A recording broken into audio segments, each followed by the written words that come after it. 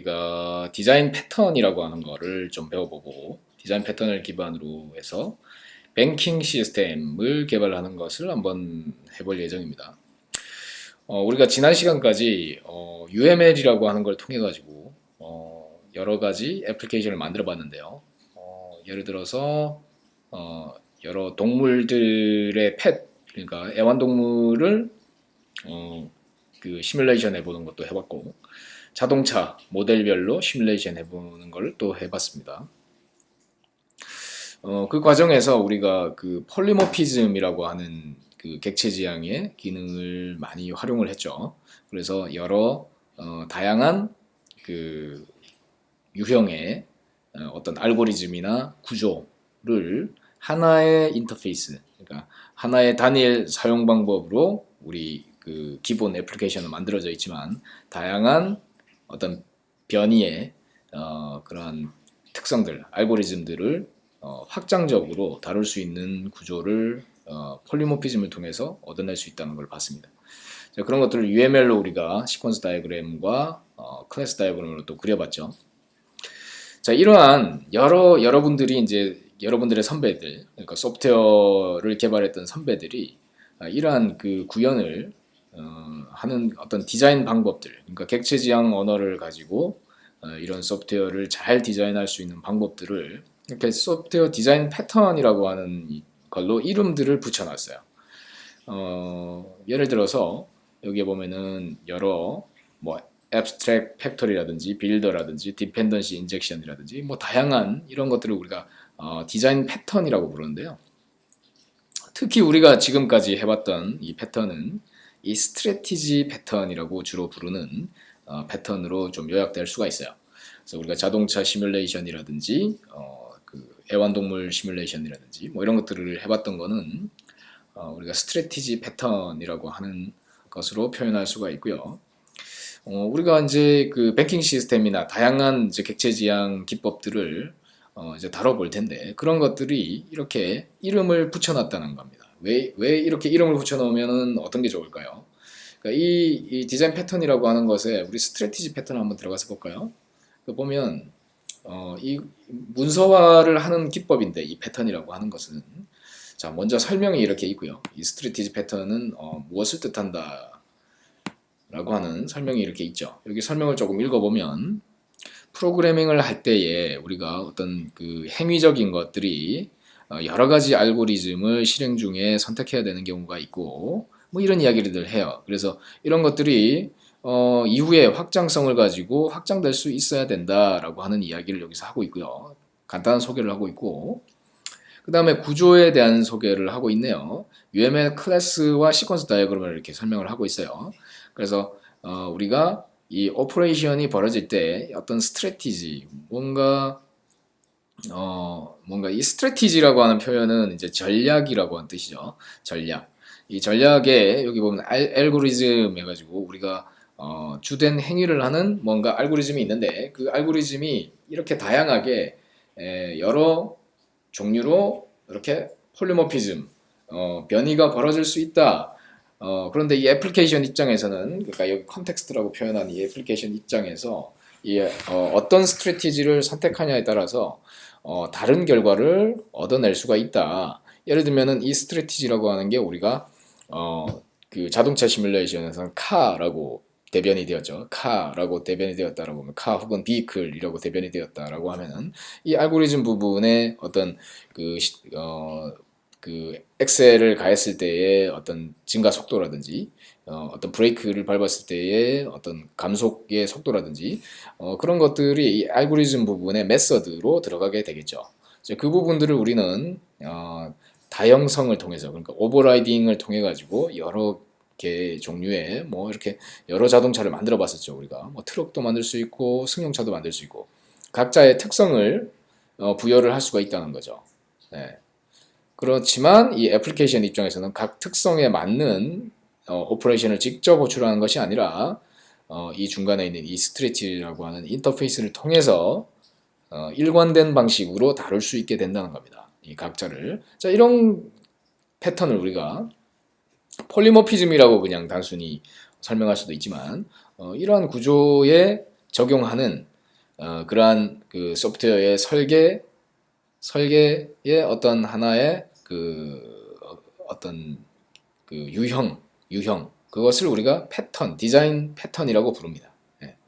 그래서 이 디자인 패턴은 이렇게 문서화 될 때에 먼저 이런 스트럭처를 적어도 클래스 다이어그램과 시퀀스 다이어그램을 이렇게 나타내게끔 되어 있습니다. 그래서 지난 시간에 우리가 시퀀스 다이어그램을 우리가 그래서 배워봤던 거죠. UML 그 클래스 다이어그램과 시퀀스 다이어그램을 기본적으로 우리가 배워본 겁니다. 그래서 이런 것들을 이제 우리는 읽을 수 있게 됐어요. 그래서 그런 설명들이 이렇게 있고요. 이그젬플들이 보통 이렇게 같이 제공이 됩니다. 이그젬플 중에 우리가 좀 읽기 쉬운 자바로 된 이그젬플을 한번 좀 찾아볼까요?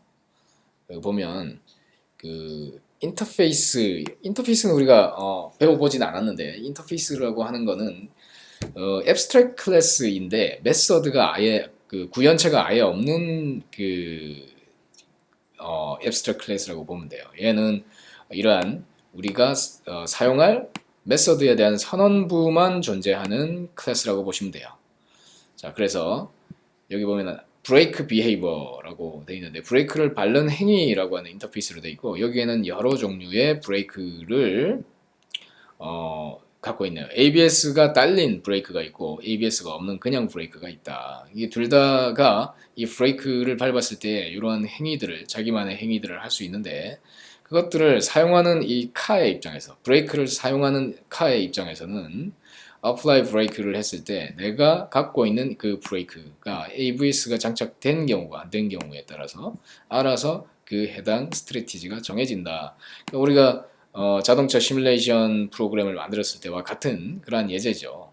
그래서 보면 여기에는 세단이나 SUV가 있는데 세단 같은 경우에는 자, 세단이라고 하는 카를 하나를 만들었는데요. 이 카는 만들 때부터 그냥 브레이크가 장착이 되고 여기 SUV 같은 경우에는 ABS가 기본적으로 장착된 SUV가 그 브레이크가 적용이 된다라고 이렇게 또 여러 다양성에다가 이 기본 장착될 그 스트래티지를 다른 스트래티지를 다른 모델에다가 적용한 것이 되죠. 그렇죠? 자, 그러니까 스트래티지 자체를 하나의 컴포넌트처럼 이렇게 우리가 그 인캡슐레이션을 해놨기 때문에 인캡슐레이션을 해놨기 때문에 이렇게 여러 유형의 자동차를 만들 수 있다라고 하는 거죠. 그래서 카 이그젬플을 우리가 보면 브레이크를 어플라이 했을 때 어떻게 나올까요? 자, 세단인 경우에는 그냥 브레이크가 동작을 하겠죠. 그죠? 그래서 그리고 SUV인 경우에는 어떻게 될까요? 브레이크 위에 ABS가 선택되어서 이 어플라이 브레이크를 했을 때 브레이크를 밟았을 때 그 영향도를 주겠죠. 예. 자, 그런데 여기 SUV 카에다가 set brake behavior라고 해서 동적으로 이 브레이킹에 대한 스트래티지를 중간에 변경할 수도 있는 거예요. 그죠? set brake behavior라고 하는 부분. 그리고 SUV 카에 보면 카라고 하는 놈이 자기의 이 브레이크 비헤이버, 즉 이 스트래티지를 언제든지 변경할 수 있다는 거예요. 세팅을 할 수 있습니다. 이후에도. 그러면 이 변경이 되고 나면 이 차는 어떻게 될까요? 그냥 일반 브레이크처럼 동작을 할 거라는 겁니다. 자, 이러한 그 적용을 우리가 스트래티지 패턴이라고 합니다. 자, 이 스트래티지 패턴은 우리가 이미 우리 지난 그 3차수까지 쭉 배워봤던 그런 익숙한 디자인 패턴이에요. 그래서 그것을 실제로 그림으로 나타내면 이렇게 되겠죠. 카라고 하는 이 객체가 브레이크 비헤이버라고 하는 뭔가 스트래티지를 활용할 거다라고 하는 거고 이 비헤이버는 ABS 브레이크와 일반 브레이크의 중에 하나가 채택될 것이다 라고 하는 겁니다. 그리고 동적으로 이 카는 set 브레이크 비헤이버라는 게 있기 때문에 세팅을 할 수 있다는 거예요. 브레이크 비헤이버를 나중에 교체할 수도 있다는 겁니다. 더 좋은 브레이크로 바꿀 수도 있고 더 낮은 사양의 브레이크로 바꿀 수도 있었던 거죠. 자, 카의 입장에서 보면 어떤 특정 브레이킹 비헤이버에 자동차가 귀속되지 않고 있습니다. 그러니까 이 보면 브레이킹을 하는 어떤 기능에 대해 가지고 카에 직접적으로 메서드가 선언되어 있다라고 하면 브레이크를 ABS로 밟거나 브레이크를 그냥 일반 브레이크를 밟게끔 카에다가 만약에 이게 합쳐져 있다라고 하면 이렇게 부품 형식으로 바꿀 수 있는 게 아니라, 그렇다면 자동차를 우리가 SUV라든지 세단으로 만들 때에 어떤 세단은 브레이크, 그러니까 우리가 만들 때부터 세단은 무조건 그냥 브레이크고 SUV는 무조건 ABS가 장착됐다라고 해버린다면, 그러면 우리는 세단과 SUV를 다양하게 여러 브레이크의 옵션을 넣었다 뺐다가 할 수 있게끔 두 개를 분리를 할 수가 없겠죠. 그냥 고착화된 세단과 SUV가 돼버릴 겁니다. 그런데 이렇게 이 부분, 그러니까 이 브레이킹이라고 하는 부분을 또 다른 스트래티지로 빼놨기 때문에 지금 카 같은 경우에도 스트래티지처럼 SUV와 세단으로 분리가 될 수 있었죠. 다형성이 이루어질 수 있죠. 그러면서 이 카가 이 브레이크라고 하는 비헤이브를 또한 스트래티지로 또 부품처럼 분리를 했기 때문에, 그러면 우리가 조합이 카와 세단 그리고 브레이크가 있는 것들과 없는 것들 이렇게 나누기 때문에 네 가지 유형의 자동차를 우리는 뽑아낼 수가 있죠. 그렇죠? 이것은 옵션이기 때문에. 그래서 이 카와 브레이크 이 부품은 완전히 분리된 것으로 우리가 모델링을 잘 한 케이스가 되겠습니다. 그래서 스트래티지 패턴은 아주 다양하게 여러분들의 설계 때 가장 많이 활용되는 패턴이다, 이렇게 보시면 되겠습니다. 자, 첫 번째 이 스트래티지 패턴에 대해서 우리가 디자인 패턴을 한번 이런 예제로 한번 살펴봤고요. 디자인 패턴이라고 하는 것을 우리가 문서화할 때는 다큐멘테이션 할 때는 이런 것처럼 먼저 이름이 부여가 된다라고 하는 것을 알게 됩니다. 그렇죠? 그래서 스트래티지 패턴, 팩토리 패턴, 싱글턴 뭐 이런 식의 이름을 우리가 붙여줄 겁니다. 그러면 조금 개발을 해왔던 선배 개발자들하고 커뮤니케이션이 상당히 빨라진다는 거예요. 왜냐하면 이런 방식으로 제가 설계할 계획입니다. 이런 자동차 시뮬레이션 게임을 만들려고 하는데 선배님 스트래티지 패턴으로 각 자동차의 모델과 그리고 별도의 또 스트래티지로 브레이크와 여러 가지 그 어떤 부품들에 대한 것을 스트래티지 패턴으로 컴포넌트화를 하면 어떨까요? 이렇게 하면 선배들이 알아듣는다는 거예요. 그렇게 설계하려고 하는구나 라고 빠르게 우리는 이렇게 구조화된 그 설계를 익숙하게 이해하고 있는 사람들은 빨리 이해를 할 수 있다는 겁니다. 그리고 모든 디자인 패턴은 이 인텐트라는 게 분리의 기준이 됩니다. 그러니까 어떠한 디자인 패턴 다 비슷하게 생겼을 수도 있어요. 구조가 비슷하게 생겼지만 구조는, 그러니까 스트럭처, 아까 이제 그런 UML이나 이런 걸로 표현했을 때 클래스 다이그램과 시퀀스 다이그램을 표현을 했는데 똑같이 생긴 거예요. 똑같이 생겼지만 그 의도가 달라지면, 의도가 어떤 알고리즘의 다형성을 위해서 사용하는 경우에는 우리가 스트래티지 패턴이라고 하지만, 알고리즘이 아니라 뭔가 객체를 생성하는 관점의 다양성을 주기 위한 거라면 우리는 그것을 팩토리 패턴이라고 부릅니다. 그 의도가 달라지면, 우리가 이 적용하고자 하는 어떤 목적이 달라지면 그게 패턴의 종류가 달라질 수가 있어요. 그래서 왜 그러면 패턴의 이름을 인텐트에 따라서, 의도에 따라서 다르게 하느냐? 그것은 말 그대로 이 디자인 패턴을 적용하고자 하는 의도가 그런 의도구나, 그런 의도로 적용하려고 하는구나 라고 하는 것을 같이 우리가 전달하기 위한 그런 언어적 목표가 있기 때문에 이 디자인 패턴이라고 하는 자체가 사람과 사람 간에, 이 소프트웨어를 설계하는 사람들 간의 의도를 잘 전달하기 위함이기 때문에 이 의도 부분이 중요한 패턴 간의 분리를 하는, 이 패턴을 나누는 기준이 된다는 겁니다. 그래서 의도가 중요한 부분입니다. 이 인텐트라고 하는 게. 그 다음 이게 이름이 하나 이상 있을 수 있어요. 별명이 있을 수 있습니다. 이 디자인 패턴이라는 게 오랜 동안 많은 그 선배 개발자들에 의해서 이렇게 선언되어 왔기 때문에 같은 디자인 패턴인데도, 예를 들면 스트래티지 패턴은 다른 말로 팔러시 패턴이라고 부르기도 합니다. 팔러시, 정책이 될 수도 있는 거예요. 정책, 전략이라고 불리기도 하지만 정책이라고 불릴 수도 있는 겁니다.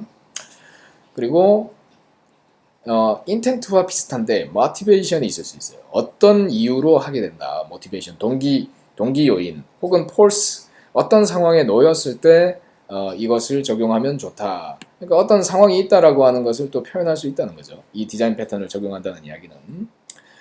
자, 그 다음에 중요한 게 이제 스트럭처. 스트럭처가 그래피컬하게 우리가 UML 같은 걸로 표현을 해줘야만 이걸 어떻게 적용하려고 하는 거지? 라고 하는 것을 우리가 빠르게 아까 스트레치 패턴에서도 그 클래스 다이어그램을 가지고 이해할 수 있었던 것처럼. 그리고 참여자, 파티시펀트라고 하는 것은 이 어떤 클래스들이 참여하는가라고 하는 것을 여기서 설명을 해줘야 된다는 거죠. 그죠? 어떤 아까 스트래티지 패턴 같은 경우에는 컨텍스트라는 게 있고 스트래티지라고 하는 것이 있고 이 두 개 간에 그리고 그 스트래티지를 상속한 여러 derived 클래스들이 존재할 수 있다라고 하는 그 파티시펀트들을 이 그림상에서 이렇게 나타냈죠.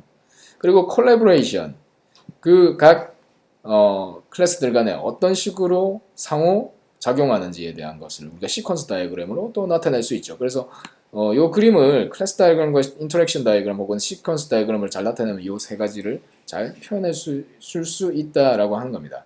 그리고 우리가 샘플 코드를 항상 같이 제공을 해주고 있어요. 그래서 어떻게 이 디자인 패턴을 적용하는지를 보통 보여준다라는 겁니다. 그래서 패턴을 하나를 내가 만약에 디자인 패턴을 여러분들이 이제 개발을 아주 오래 하다 보니까 디자인 패턴을 내가 또 만들 수도 있어요.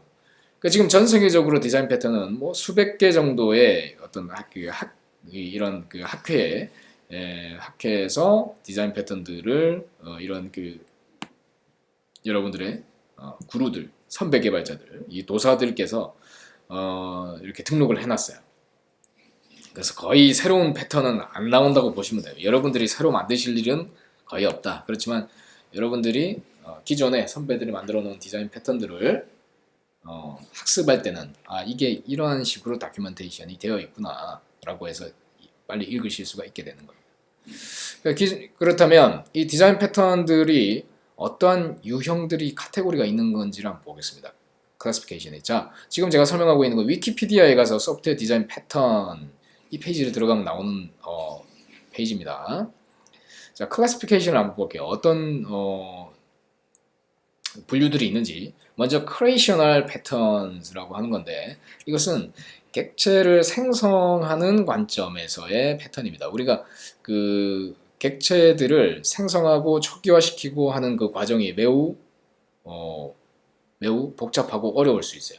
그런 것들을 스트래티지 패턴으로 뽑는 겁니다.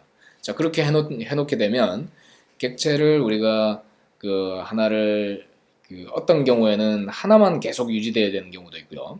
어떤 경우에는 이 객체가 필요할 때만 만들어져야 될 수도 있고요. 필요 없을 때는 시스템에 반납되어야 되는 경우도 있습니다. 그렇게 해야만 비용을 줄일 수가 있어요. 그 메모리 사용을. 자, 그러한 그 시스템 우리가 나중에 서버 애플리케이션 같은 걸 만드시게 되면 여러분들의 서버 자원은 메모리라고 하는 게 한정되어 있어요. 그러면서도 여러분들의 서버 컴퓨터는 계속 24시간 365일 이렇게 서비스가 잘 되어야 되죠. 그럴 때에 객체라고 하는 거는 일단 여러분들 메모리를 쓰는 거기 때문에 객체를 막 그냥 만들어서 막 써버리면 안 됩니다. 그래서 객체를 잘 만들어서 초기화하는 것도 어려운 부분이지만 그 객체들을 잘 관리하는 것도 필요합니다. 그러한 것들의 패턴들이라고 보면 되겠습니다. 그 다음 스트럭처럴 패턴이라고 하는 것은 여러분들의 여러 엔터티들 간에 여러분들의 그 클래스들 간에 다양한 그 관계성을 좀 더 단순하게 관리할 수 있는 기법을 제공을 합니다. 여기 뭐 어댑터라고 하는 게 그 대표적인 패턴이라고 할 수 있는데 여러분들이 사용하는 어떤 여러 유형의 그 클래스들이 있을 수 있는데 그것을 사용하는 방법을 하나로 단일화해 주기 위해 가지고 아까 스트래티지 패턴을 쓴다고 그랬죠. 근데 그 스트래티지 패턴으로 처음부터 고안이 안 되어 있는 경우가 있을 수가 있어요. 그러니까 이미 여러분들이 프로젝트에 들어왔는데 이미 그 선배 개발자들이 그냥 객체지향적으로 구현을 안 해놨다거나 혹은 지금 그 상황이 되었다거나 객체지향적으로 만들어 왔지만 그럴 때는 어떤 하나의 인터페이스에 다른 인터페이스가 거기에 적응되게끔 우리가 해주는 그러한 구조적인 우리는 일종의 해석 작업을 해줘야 될 수가 있습니다. 그럴 때 우리가 그것을 어댑터 패턴이라고 부릅니다. 자, 뭐 예를 들면 그런 거예요. 그런 유형을 우리가 스트럭처럴 패턴이라고 할 겁니다. 그래서 나중에 어댑터라고 하는 이 패턴의 명칭이 맨 뒤에 보통 클래스명의 뒤에 붙기도 하는데 뭐뭐뭐 어댑터 돼 있다는 것은 이게 이 클래스가 하고자 하는 의도 자체가 뭔가 하나의 객체에서 다른 객체의 인터페이스를 이 통역해주는 역할로 만들었구나 라고 하는 걸 추측할 수가 있게 되는 거예요. 자, 그 외에도 퍼사드 패턴이라든지 이런 다양한 패턴들이 존재하게 됩니다. 프록시 패턴. 우리가 배워볼 것은 이 프록시 패턴이라고 하는 거를 좀 다뤄볼 거예요. 그리고 시간이 난다면 아주 재미난 컴포지트 패턴이라고 하는 아주 확장적인 패턴이 있습니다. 그래서 상당히 유용하게 쓰이는 컴포지트 패턴. 이런 것들을 우리는 현장에서 많이 쓰게 돼요. 그리고 behavioral 패턴, 그리고 행위적인 패턴인데요. 대표적인 것이 우리의 이 스트래티지 패턴이죠. 어떤 행위를 컴포넌트화를 해서 다양성을 추구한다라고 하는 겁니다. 자, 행위를 다양성을 추구하면 우리가 스트래티지 패턴이라고 하고 어떤 객체를 생성하는 과정에 행위를 다양성을 추구하면 팩토리 패턴이라고 부릅니다. 팩토리 패턴. 그리고 여기서 이야기한 것처럼 스트럭처, 여러 개의 스트럭처를 다양성을 추구할 수 있게 한다라고 하는 걸 컴포지트 패턴이라고 부를 수가 있습니다. 자, 이렇게 구분을 해놨는데요. 자, 이런 구분이 여러분들한테 중요하진 않아요.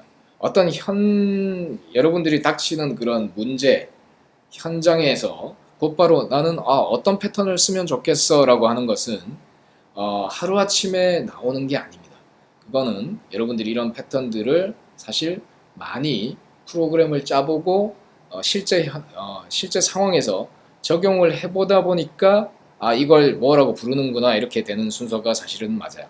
그러니까 이 패턴들은 일종의 여러 가지 만들어져 있는 초식과도 같아요. 여러분들이 뭔가 나중에 많이 익숙해진 다음에 이것들이 자연스럽게 튀어나오는 거예요. 그 순간에.